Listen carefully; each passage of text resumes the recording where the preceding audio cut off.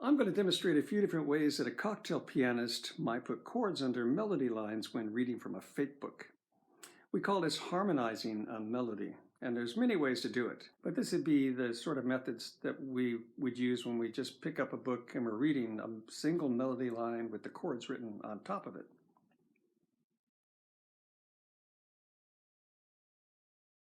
I'll use Danny Boy as an example tune in E flat. This is a very common method that all of us pianists use. We put 4 notes under melody notes at the beginning of the bar and maybe in the middle of the bar or wherever we see a chord change. So we're not harmonizing every note in the melody, just in certain locations.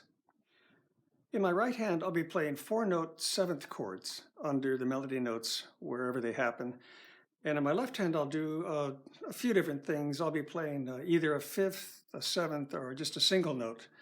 But the thing to pay attention to is my right hand, and notice that I'm playing 4 notes whenever I play a chord.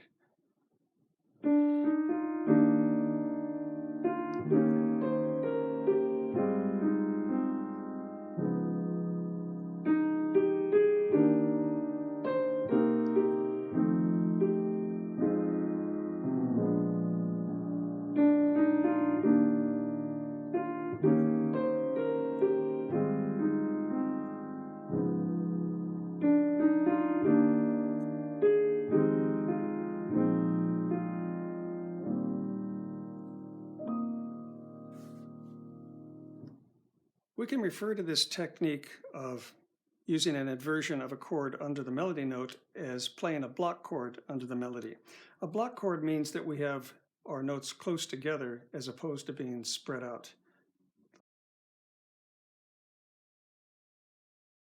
Here I'm going to play in block chords again, but this time I'm going to add the left hand playing the melody an octave under the melody that's being played with the right hand.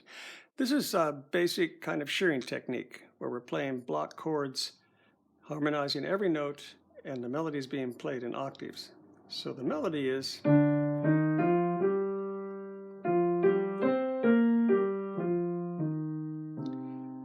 And I'm using that same simple 4-note chord of the 7th in my right hand, and the melody's tracking underneath the chord all the time.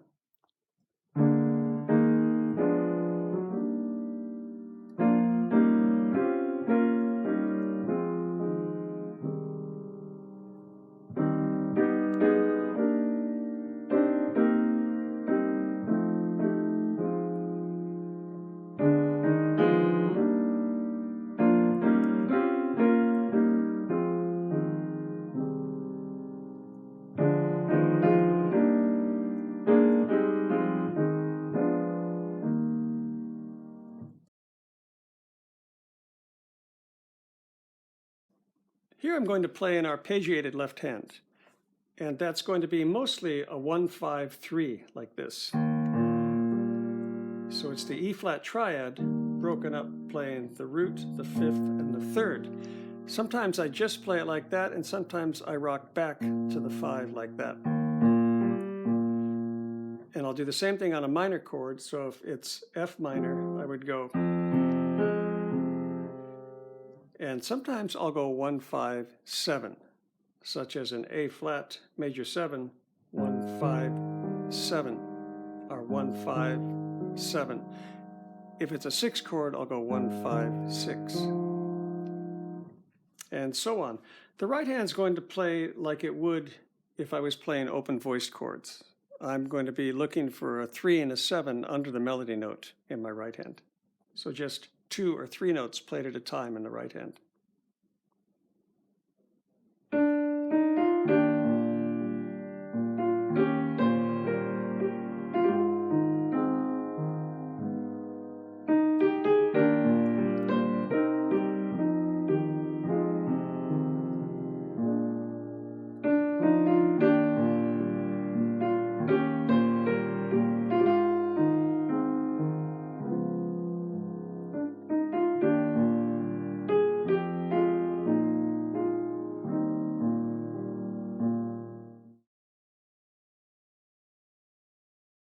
Here's something I use in my playing a lot. I'll play just a simple interval of a 7th in my left hand to support the melody, or the interval of an open tenth. So by the seventh, I mean like this. If I play A flat major 7, it's just going to be those two notes. Sometimes I'll put the fifth in it to fatten it up if I'm right in this range of the piano, because it sounds good there. If I go too low, that won't work. It's too muddy. And the 10th is just like this. If I'm on an F minor chord, it's the root and the third, and sometimes I'll put the fifth in here, depending. Now I can only reach the minor 10th if I start on a white note and reach to a black. So that limits me to F minor, G minor, and C minor. I can also get the B flat because it's not too big a stretch. I can't stretch a major 10th. If I'm going to get a major 10th, then I have to roll it. I can't really get my hand to do that very well. So those are just basic elements I'm using all the time in my left hand. In the right hand, I might do a variety of things that I've demonstrated so far. I might play a single note, or I might play an open voice 7 and 3 under the melody, or I might play an entire chord, 4-note chord under the melody in the right hand. And if it gets really low, I'll just play a single note. Okay, you can watch my left hand. The right hand's going to do a few different things, but mostly single note melody.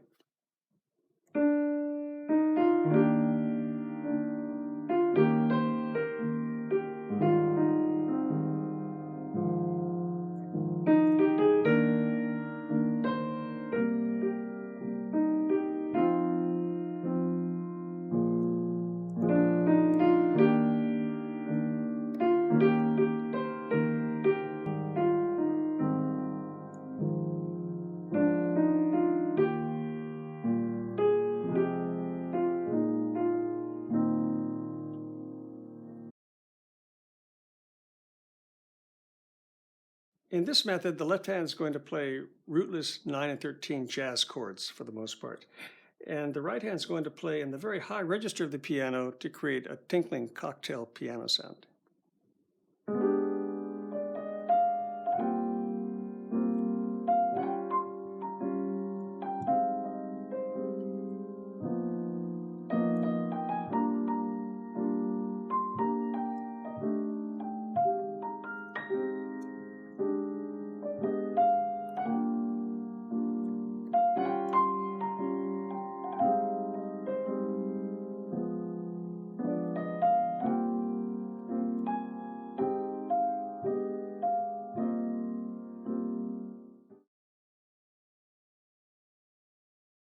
Here's another method that gets used a lot. I'm going to play the same rootless jazz chords that I did in the last demonstration, rootless 9 and 13 chords. The right hand is going to play the melody, and the left hand is going to mimic the rhythm exactly. The left hand is going to join in and play the rhythm of the melody with those rootless chords.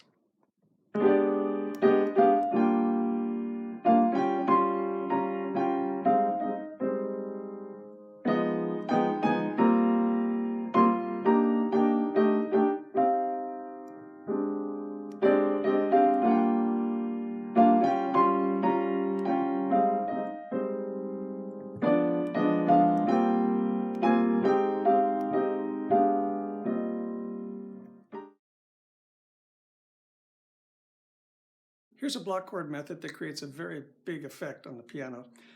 We play the interval of 1-5-1 in our right hand, while our left hand plays a chord. The chord in the left hand can either be a rootless or just a regular inversion of a 7th chord. So the right hand's playing, let's see if I'm in E flat, I'm going to go 1-5-1. And the left hand, I'll play a chord down here, for instance, an F minor 7 chord. And then wherever I go in the melody up here, playing 1-5-1. Sometimes I'll play 1-4-1 myself. I want to play 1-5-1 most of the time, but sometimes 1-4-1 is what seems to fit. Sometimes we get a clash between the two hands because this interval in the middle might not fit the chord exactly, but it's a brief clash. We just go with the chord like that and keep moving them around to get this big splashy effect. We can associate this particular block chord style with pianist Red Garland. He was one of our jazz icons from the 40s and 50s.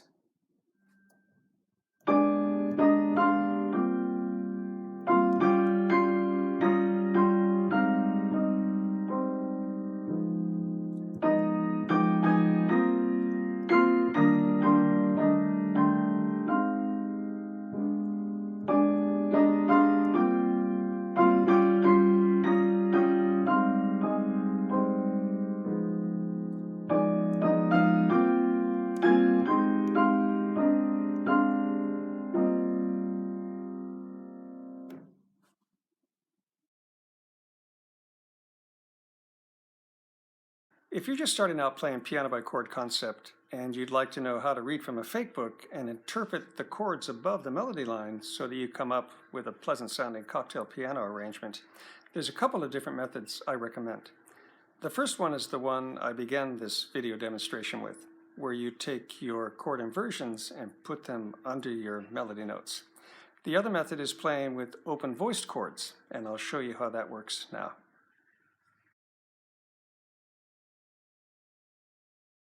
In open voiced chords, we take a simple 4-note 7 chord, major 7, dominant 7, minor 7, and we split it up so it's open with the left hand playing 1 and 5, the right hand playing either 3 and 7 or 7 and 3, and the melody goes on top of those 2 notes.